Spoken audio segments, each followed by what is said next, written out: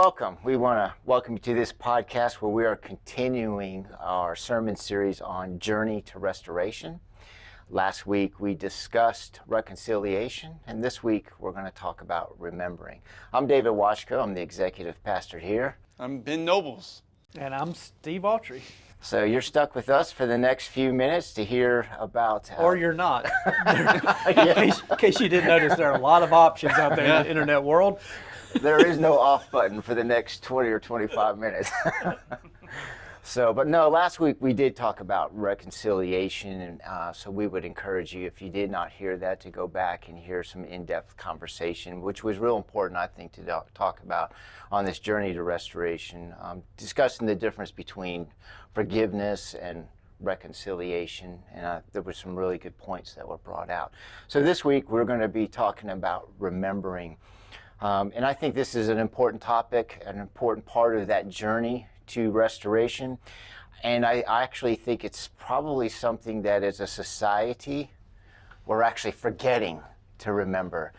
And it could be because of technology. Prior to technology, we did everything we could to hold on to things and remember things and write stories down. And now I think we've become a society of just capturing. I mean, how often have you flipped through your photos on your cell phone? And Man, to look at every single one, never. But I will say we're blessed to have the Google Photo thing where it makes a memory of your kid and you get to watch. Right. So we'll reminisce on some home videos, but it's definitely not. 99% of the pictures we never look at. Well, I can say with the advent of smartphones, yeah. I used to remember my friends' telephone numbers. Mm-hmm. Yeah. And now whenever I have to fill out a form and ask for my cell phone number, I'm like, what's my own number? Yeah. Remember we used to keep those in Absolutely. your head, right? Oh, yeah. I remember my grandmother's phone number. But I don't, if you give me your cell phone number now, I'm not going to remember it unless I put it in my phone. Yeah, and I think there's something to say, too, that I think we've become so localized to our own happenings in life that, I've noticed a trend that as a society, when things happen, major events, it seems like it's difficult for us to want to go back and remember. I think of, we talked about recently the Twin Towers coming down. It doesn't seem, we gathered together as a society, put all of our differences to the side for the next few days and maybe a couple weeks, and it seems like it's become something forgotten. People don't want to really talk about or even go back and look at as a whole. What's your thoughts?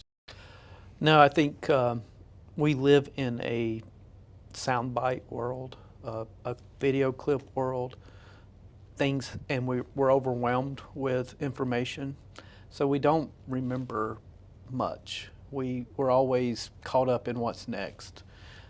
And it's just part of, I think, part of our struggle. Because without remembering, you lose a sense of self and identity. Mm-hmm. Absolutely. Yeah, you don't know how you got to where you are. Mm-hmm. I think it's a good point with the Twin Towers and all the kind of huge critical moments in the story of this nation and what shapes a nation and a society to be who we are, and same with our church. Well, and we also have to be careful not to have selective remembering. We like to do that. Yeah, like there are, you can tell the story accurately, and you're not tearing anything down. So we need to remember where we're from. We need to remember the whole story, because without the entire picture, you're just producing kind of an idealized vision of yourself. Eventually. Well, it can form a bit of a false narrative, yeah. and an idol of nostalgia. Yeah. What was it? And I ran across something recently from C.S. Lewis where he talked about the nostalgia is not, God never calls anybody to go back to nostalgia. Yeah. Right? It's like God's calling people forward. Amen.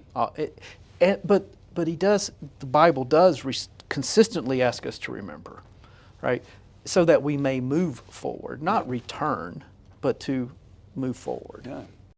Yeah, as a matter of fact, I looked it up. The word remember is used 172 times, and the bulk of those are just in the book of Deuteronomy. He also says, and we'll go deeper into it, do not forget. That's used 103 times. And I think there's some emphasis as to when he uses the word remember, and when he says, do not forget. And I think you were touching on that some with remember. It is about our origin and not forgetting where we came from. So often he talks in the Bible, it says, remember, and it's connected to where you came from, who you were. Remember when you were lost. Remember when you were wandering in the desert. The emphasis is don't forget where you came from, because if you forget where you came from, you're not going to be able to, and we used this word in the last podcast, empathize with those who are there now, who are lost, right? Yeah, it ties directly back to empathy. To remember, I mean, let's just remember you're a created being. Remember you're God's property.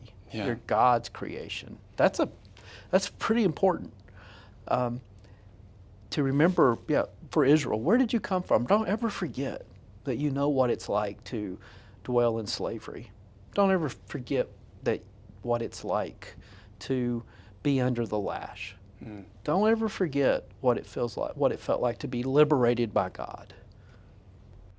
Absolutely, and that's it wrote down my notes.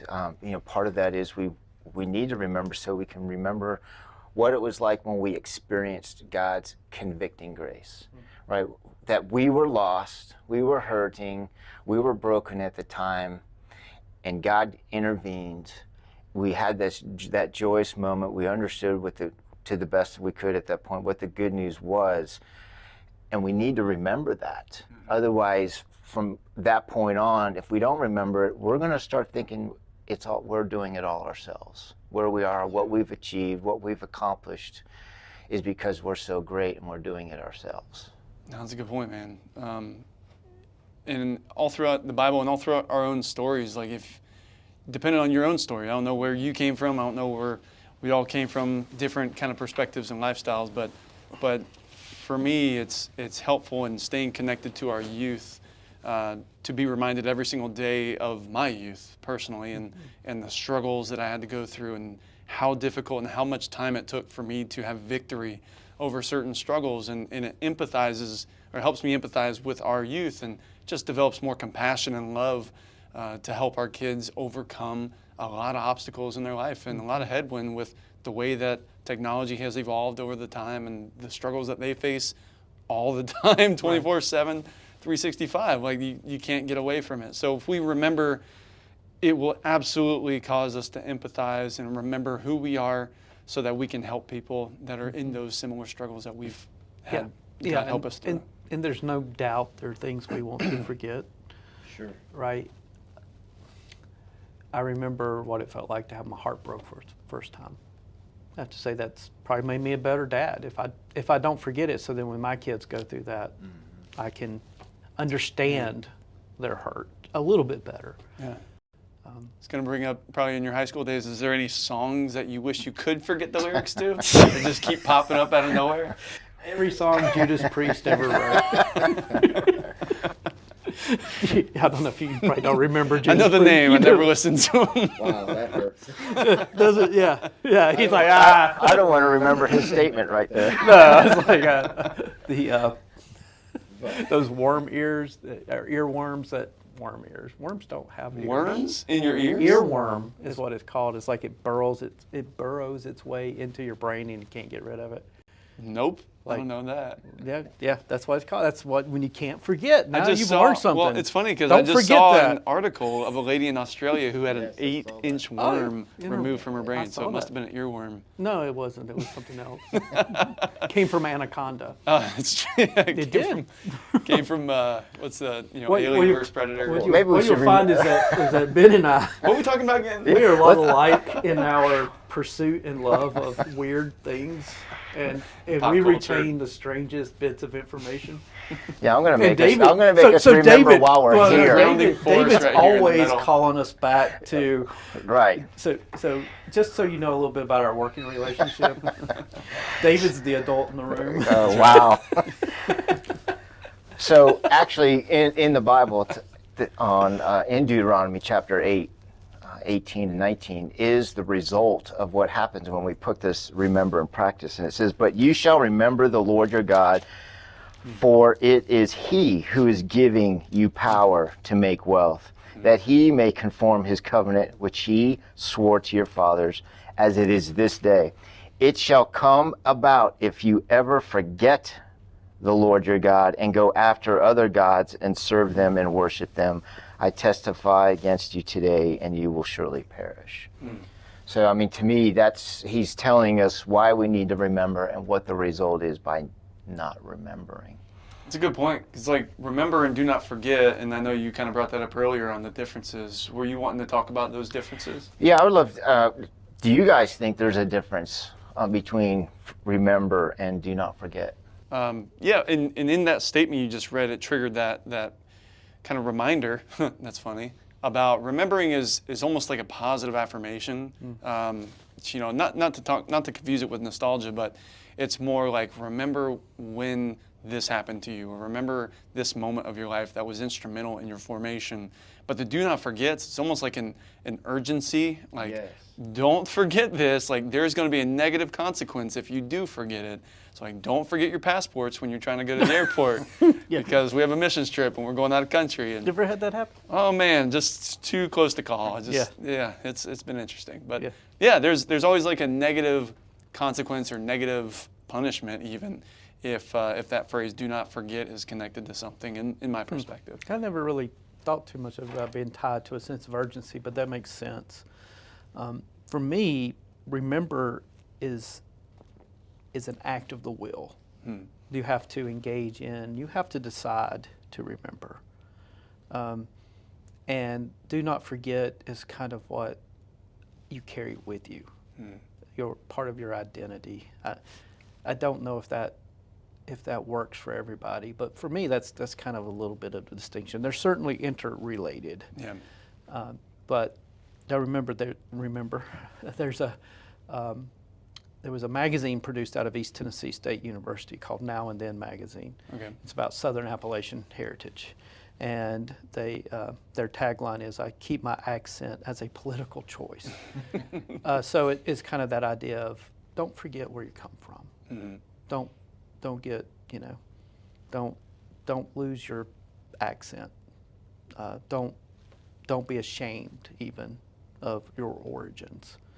And for me, there's a little bit of that. And the identity I carry with me is don't forget where you're from, because I really can't. It's so indelible and so ingrained in my personality. Yeah, I mean, you guys are definitely touching on it. The do not forget is a step beyond just the remembering. There is a sense of urgency, and it's about carrying the experiences and the lessons learned from that moment that you are remembering. That, the desert in our lives that we experienced, or that the valley, don't let it be wasted, right? We want to remember these times so they're not wasted, so that we can carry the lessons from them, because they shaped us. There's a great story, at least for me, being a Duke fan, when Mike Krzyzewski was early in his tenure at Duke, and they got beat up by everybody.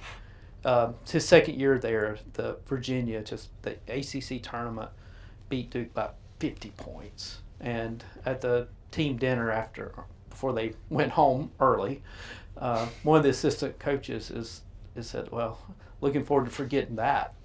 And Coach K said, "No, we won't. Don't ever forget. I don't want us to ever forget what it feels like to be the bottom seed and to get trounced by the number one seed. Because if we want to get to ever be the number one seed, we have to remember what it feels like to be in this place." that's a good point, and that connected me to the passage. Now, I don't think this is probably where you're going, but it reminds me of Jesus in the parable of cleaning out your house. Like you get rid of a demon, and this demon was residing in this house, and basically Jesus says, well, look at you. You kind of clean out your house, but then that demon comes back, and essentially it invites all their friends, and then you have 7 demons living in this house now, tormenting you. And for me, the kind of message of that is, don't forget that demon. Like, make sure you protect that house from him. Don't be complacent or just kind of, go with the flow and just think that you've already overcome it, that it will never affect you once, again in your life. And for me, in going through, in recovery ministry with others, there's been a beautiful significance and empowerment that when you can not think of those things, those demons or whatever have you of your past, that they still have a claim on your identity, because that's not it at all. Our identity is in Christ, but it helps remind us what we need to stay away from, what we need to fight against, if that makes sense. It does. I think that's good stuff. Also, when you were talking about that idea of protecting, of vigilance, again, it is an act of the will. Yeah. Right. And one of our central, maybe the central image of our faith, at least one of them, is this idea of Jesus saying, when you break bread, when you do this in remembrance of me. Mm-hmm. Because memory has the ability to bring something that happened in the past into the present. Yeah. And that's to connect us to something bigger than ourselves. And so what, let me just ask you guys, what do you think Jesus specifically said when you do this in remembrance of me? I think for me, it's that connection of the mystery of what he did. And, it's like when we have that communion together, there's just something for me that is magical. There is something that is incredibly humbling, and it sets me properly of, I know we're supposed to be considered sons and daughters of God, but it just, for me, it sets my placement of God is the creator. Jesus did his incredible sacrifice, and I just happen to be an incredible, undeserving beneficiary. Mm-hmm. And that's why I want to remember what he did. What about for you? I think for me, I have two answers. I have a personal and a theological, but to go to the personal real quick, because I think it's kind of funny. Every time we take communion, there's something that God wired our brains to do, and there's certain smells and tastes that will kind of trigger that memory, and you go back in time and kind of bring that time to the present, just sort of as a timeless experience in a way. But the first time I remember communion was a big deal. I grew up Baptist, and I was a kid, and I wasn't allowed to take, and partake in communion. I understand that story. And of course, started pitching a fit because I'm immature and I don't know what this is. I thought it was snack time. Like, this is goldfish. Cool, like, right? This is awesome. But at one point, there was a certain Sunday where my mom asked if I did profess my faith and asked Jesus into my heart, and I did. Truthfully, I did. And so the next time communion was offered, I was crying because I'm like, now I should be able to take this communion.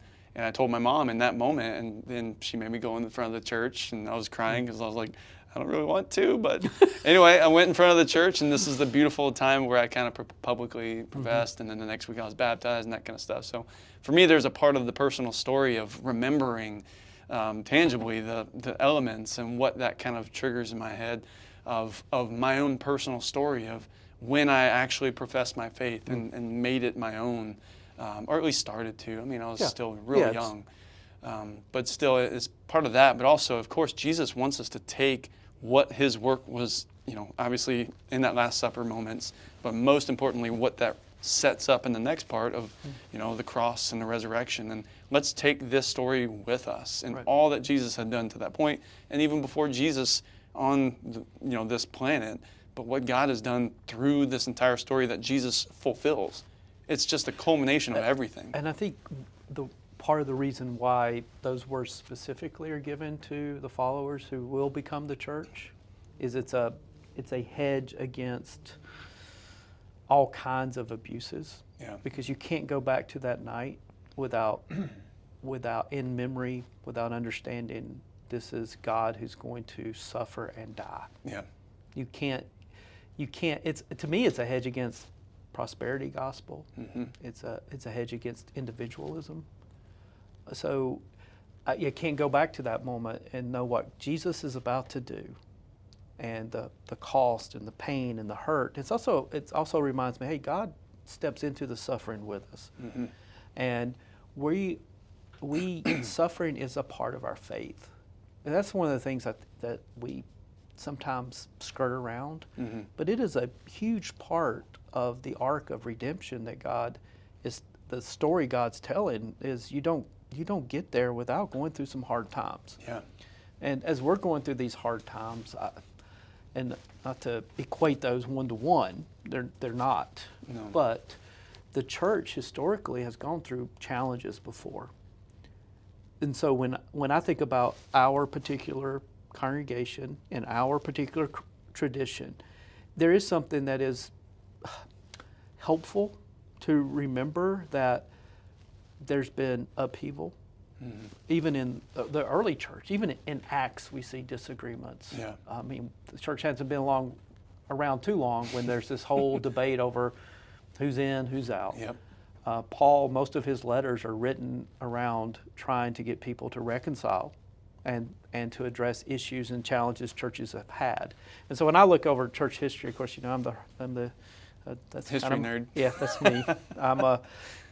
But just to look at throughout the course of church history, how many times there's been schisms. Yeah. There's been hurt. There's been division.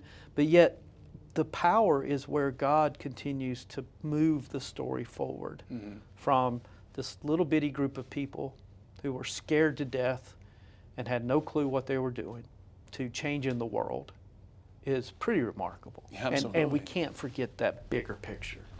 Yeah, as a matter of fact, in the same chapter of Deuteronomy 8, we're told what the result is and we're told not to forget, but if we do, this is the result. Then your heart will become proud of you, will forget the Lord your God who brought you out of the land of Egypt, out of the house of slavery. He led you through the great terrible wilderness with its fiery serpents and scorpions and thirsty ground where there was no water. He brought water for you out of the rock flint. In the wilderness he fed you manna, which your fathers did not know, that he might humble you and that he might test you to do good for you in the end. Otherwise, you may say in your heart, my power and the strength of my hand made this wealth. Mm-hmm. So that's the result of us actually not remembering. To give you a moment to think about it, I want to ask Ben a question, but to give you time to think about it, since this is a journey to restoration and we are talking about our church, I would love for you to just think about what it is, since you've been here 7 years now, maybe what it is you would like for us to remember from these past 7 years, and what it is that you would tell us not to forget. In the meantime, Ben, I ran across this, and I'd love to hear your insights on this statement. It says, when we remember where we came from, we notice the alien, the orphan, and the widow. When we take care of the alien, the orphan, and the widow, we are reminded of where we came from. Mm-hmm. And then I wrote down a note of when we forget where we came from, we begin to treat everyone around us differently. Amen. How would you expand on that? There's a lot of wisdom to that, because I think a lot of us forget where we came from. We forget our origin stories. And if you watch a lot of movies, I mean, there's always this hero that kind of loses their identity of how they got to be that person. And then they go through this whole kind of wilderness season, and then this repentance, and then they kind of are redeemed back into this kind of icon of who they are. It's because they recall their origin story. They remember who they were. They remember what it took to get to this point. And for the Hebrew people, and I love what you're talking about with this word remember in your study showing that it was used 172 times. If I'm not mistaken, on a bunch of those times, it's God reminding the people, remember that the Lord brought you out of Egypt. Mm-hmm. Remember that you were the foreigner. Mm-hmm. Remember that you were broken and without home. Remember the wilderness. Remember the manna. That was my provision for you. And a lot of those times of the word remember being used in the text is kind of circling back for the Hebrew people, for this nation that God has chosen to work through and bring salvation to all mankind through, is to remember to take care of the alien, the orphan, and the widow, because they were once them. And it's just powerful. And when we forget that perspective, when we forget that, I'm not talking nationally, but like this is a nation of immigrants, right? Mm-hmm. And there's a lot of kind of connection with our story and the biblical story of Israel, and my personal story of remembering the type of childhood I've had, and if I get to a certain point where, for example, if I grow up in poverty and I get to a point where in my life I'm no longer in that category, and I kind of disconnected myself from people in those circumstances, then I just kind of forget that that exists. I'm just kind of lulled to sleep, and you know, it's just horrible for my character. It's horrible for my witness and my testimony if I don't remember to take care of those. So I intentionally, you know, am involved with people with struggles. I'm intentionally involved with teenagers' lives that go through all sorts of chaos, and it grounds me and it humbles me to remain plugged into the true vine, so that my life can bear fruit, and that I would actually be reminded of who I am, and then that God would continue to work through me for His kingdom. Yeah, I don't think it's a mistake that you see all these volunteer organizations or these volunteer groups are actually employed mostly by people that they at one time had helped, right? Yeah. They were there, they remember what it was like to be homeless, and they haven't forgotten it. And now that they're in a better position, they're sharing the bounty that they've experienced. Yeah, we went to Nashville, for example, and we served at a homeless day kitchen where they provided meals and shelter during the day, which is kind of rare. And one of the homeless individuals who kind of went through that program, and majority of these homeless people had jobs. Like they couldn't afford to live in Nashville. And so they were just there for shelter during the day, for protection, and with their stuff kind of secured. But one of the individuals that worked there on staff was still homeless. And he's just like, I know the value that this brings into the world. And he, ironically, there's a picture of us on one of our highlight videos for that Nashville trip, but he actually was wearing the Student Life t-shirt from the camp before, because someone most likely donated it to, you know. Right. And so it was just really a cool God moment for us to be reminded that this person literally is still struggling in homelessness, but he's dedicated his whole life to helping his peers, helping people that he can empathize deeply with, and help them out of that lifestyle and that brokenness, which is fascinating to think about. You know, we've just come out of a challenging season for our church with this vote for disaffiliation or to stay. And of course, our church has voted to stay within the United Methodist Church. And part of me doesn't want to forget this past year. As hard as it was, as much of a struggle as it was, I don't want to forget a lot of it because I don't want to relive it. No, and it's still playing out, of course, right? I think we're past an inflection point, but it doesn't mean the challenges are done. No. In some ways, many of the challenges are just starting, but that's okay, because what I hope people can hear is God knows how to work through challenges. And just in my time here, I've seen this church persevere through some really difficult financial challenges. Yeah. I remember coming in, and they had a great welcome thing for me and my family. We had an ice cream social, and someone walked up to me at ice cream social and asked, "So how are we going to get out of this financial mess?" And I was like, I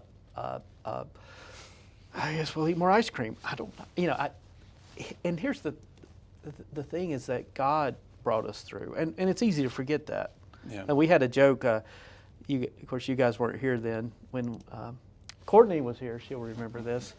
I joked at a staff meeting, I'm like, well, if you go on vacation, please bring back the pens they put in the hotel rooms, because we can't afford to buy a pen. And that was a joke, but not far from the reality. Mm-hmm. But God saw us through. Right? We were looking at immediate staff cuts. And I know right now people have concerns about, there are a lot of people who've left. Mm-hmm. That's just the reality. And those are, what are we going to do? How are we going to make it financially? Well, we're going to trust God. We're going to remain faithful. And I've seen God bring this church through those types of struggles before. Yeah. It is part of that. I mean, the COVID-19 was not fun. And Courtney and I certainly remember our first foray into video, which was an impromptu sermon delivered staring into a computer that was live streamed out over Facebook, because that's all we had. And that's easy to forget sometimes. And when you're, I mean, here we are staring at a whole bank of You cameras, like, hey. very daunting. Yeah, it's a little. I now know what the term paparazzi means. Yeah, Oh, yeah. yeah. Just imagine these things strobing at I us. couldn't. So you see that, but also just the bigger picture of, I imagine things were pretty tough around here during the Great Depression. I imagine things were pretty scary during World War II when sons were getting sent off to the battlefields and daughters were being pulled into the factories and everything was being rationed. I imagine things were pretty difficult during the 60s with all the social upheaval and the Vietnam War. You know, Ben doesn't remember this, but I remember when people couldn't buy gasoline in the 70s, and my dad was concerned about running his business because there was no gas available, and you had to have an odd number, even number days were match up with your license plate. So that's how they rationed gas. You know, I remember 2009 pretty well, when we went from, you know, a stock market up here to boom, all of a sudden housing prices tanked. There will always be struggles, but God is what takes precedent over all of that. And it's easy for us to forget that or fail to remember when, and it does take an act of the will to go back and go, wait a second, what about back then? What did God do? And I think you see that, again, that's why the Bible speaks of this over and over. So many of the Psalms cry out to Israel. Remember the Lord who brought you out of the land of Egypt. Remember what he did. Remember how he was victorious. Remember his faithfulness. Because if we forget that, then we feel like we're on our own. And if we truly are the church, we are never on our own. And I think that brings a lot of hope, you know, to remind ourselves that there were harsher times and much more difficult waters to navigate. But for some people, what about the temptation to say, you know what, sure, God did it back then, but this is something different, this is something new. And there's that temptation that's lingering, maybe that voice in our head of doubt, or, you know, what would you say to someone battling through that? I would say first, those are legitimate thoughts. That because they're real. And but then I think this is what that's part of our faith journey, is to take those steps into places that we can't you know, that term, bring the receipts, right? Yeah. That means Check your receipts. Check your receipts. Prove it. Yeah. Well, there are parts of this right now, I think, on a hopeful side, that's saying, hey, step into this unknown. I'm not going to give you guarantees other than I have given you guarantees. Let me put it that way. I have given you guarantees. Are you going to step towards those and trust? I really got this. Yeah. And that's this is one of those places where I can struggle, because I would like to know okay, Lord, I wish you would give me a list of names of people who are going to come. I really want to know how we're going to fund these things. I want to be able to see it on a spreadsheet. You probably didn't know that I do have some control tendencies somewhere in there. But yet, God's constantly pushing us to take that next step. I remember serving a little church in Kannapolis, and we were struggling to build a much-needed child care center. The child care program was run out of the basement of the church, and it had to change. And so we're scraping together pennies to get this project off the ground. And the roof of the church was suspect, to say the least.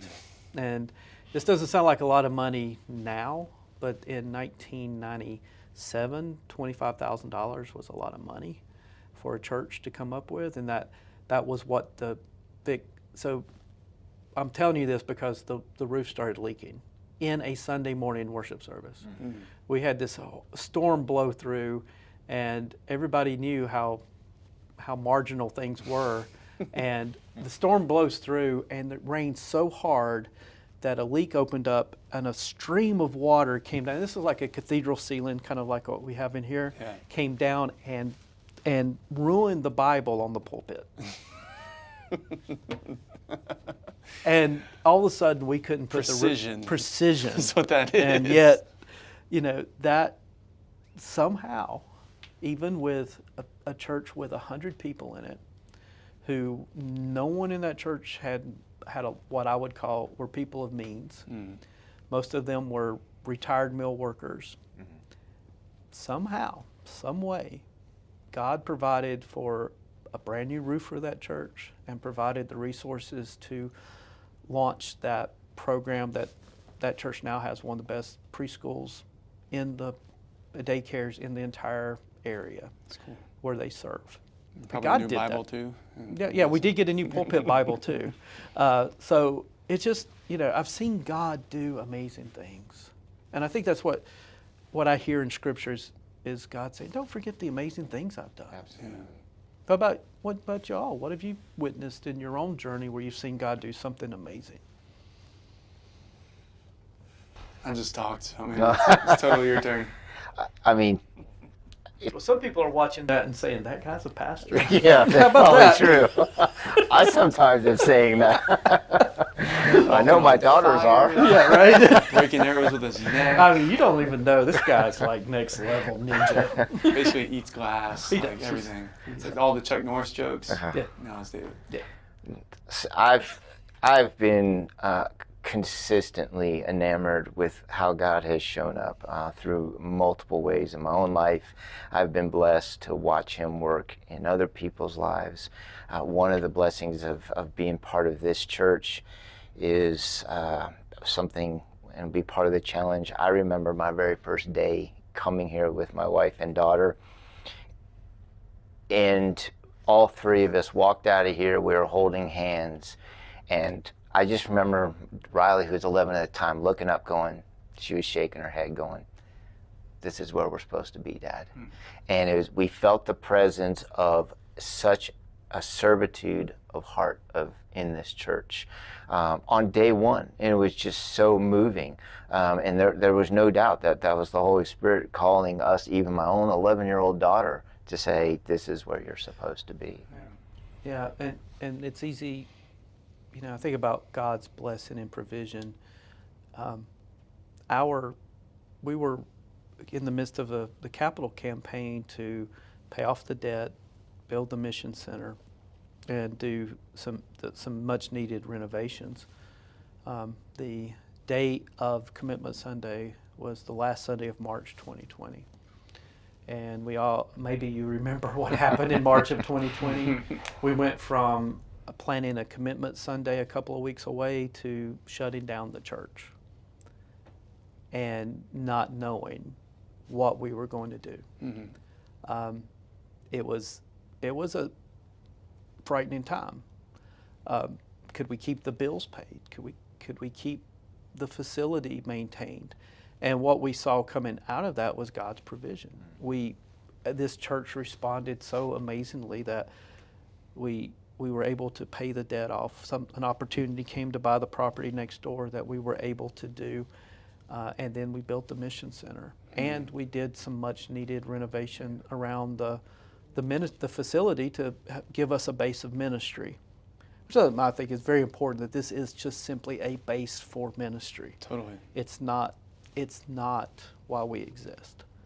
We exist to serve and to carry the message of Jesus out into the world. But to see God take this through, this, and provide, and not just provide, but to lavish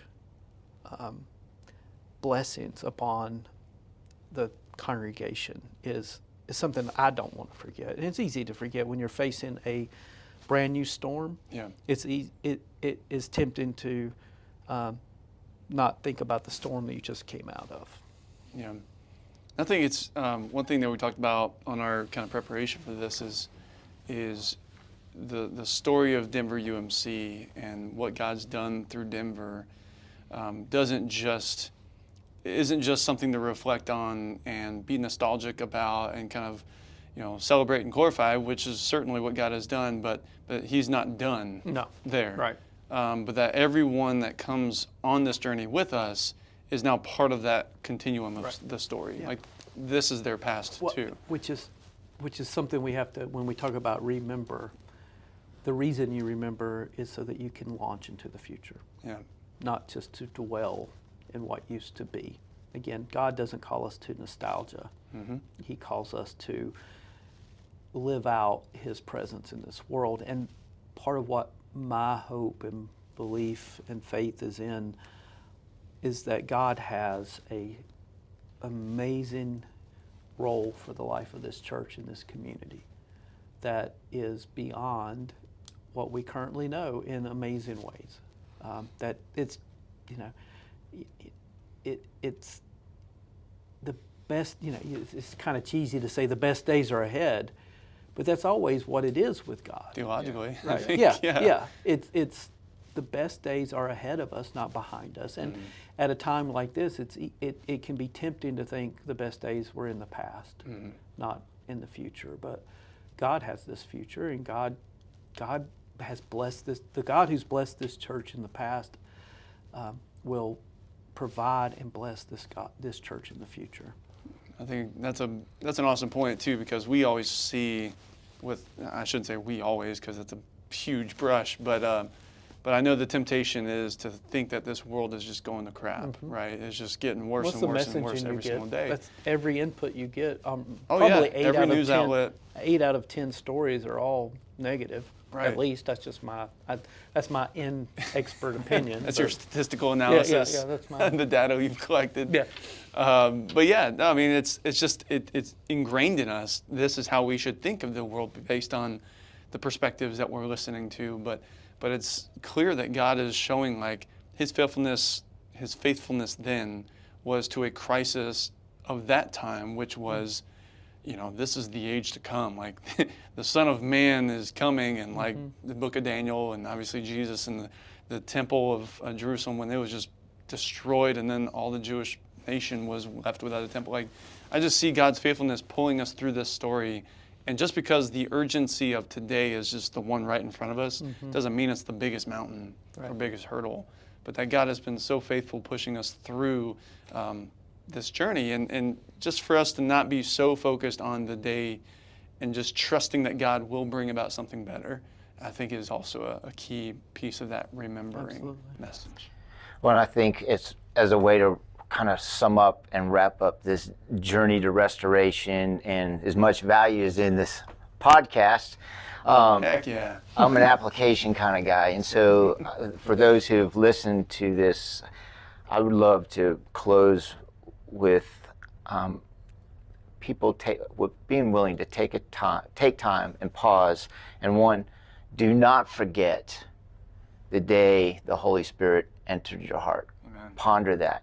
Right? Let's pause, ponder that moment, and don't forget that. And then I would like to ask everyone to remember the day they first came to this church and why they're still coming to this church. And if you're not going to this church or at a different church, remember, why did you choose to go to that church?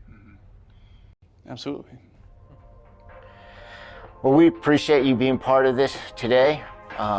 This has been valuable, I know, for us to be able to talk this out. This is also kind of our prep work for the sermons that will be coming up, but hopefully this will bring value to you as well. And so I'd love to say thank you for listening. Absolutely.